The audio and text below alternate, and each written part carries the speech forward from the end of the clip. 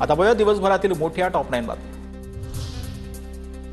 मला मराठी येत नाही, मी मराठी बोलणार नाही। भोजपुरी कलाकार पवन सिंहची मुजोरीची भाषा। मी मुंबईत राहतो, महाराष्ट्राचे लोक यूपी बिहारमध्ये काम करत नाहीत का, असंही केलं वक्तव्य। उद्धव ठाकरेंची सामनाची मुलाखत लवकरच प्रसिद्ध होणार। राज ठाकरेंसोबतच्या युतीवरती उद्धव ठाकरे काय बोलणार याकडे लक्ष। पुणे जिल्ह्यात काँग्रेसला मोठा धक्का। पुरंदरचे माजी आमदार संजय जगतापांनी सोडला काँग्रेसचा हात। 16 तारखेला भाजपात प्रवेश करणार।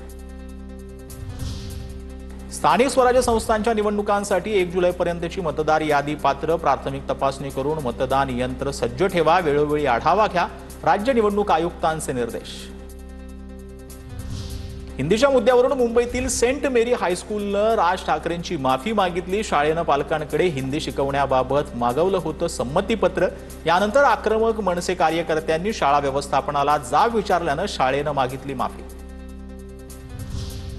अहमदाबाद विमान दुर्घटनेबाबत एअरक्राफ्ट ॲक्सिडेंट इन्व्हेस्टिगेशन ब्युरोचा अहवाल समोर। विमानाच्या इंजिनला जे आहे ते इंधन पुरवठा बंद झाल्यानंच दुर्घटना अहवालात नमूद। नागपुरातील समाज कल्याण विभागामध्ये मद्यप्राशन केलेल्या कर्मचाऱ्याचा राडा। कुंड्यांची तोडफोड करत कर्मचाऱ्यांकडून वरिष्ठ अधिकाऱ्याला शिवीगाळ।